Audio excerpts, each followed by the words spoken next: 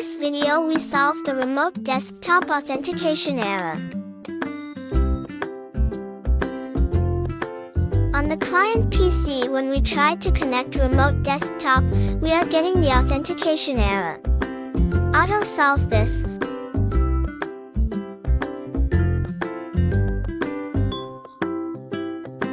Let's move to the host PC.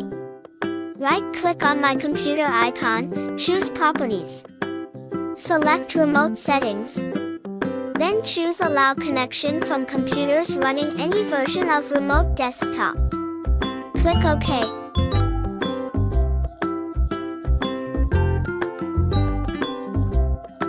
Now try to connect from client PC.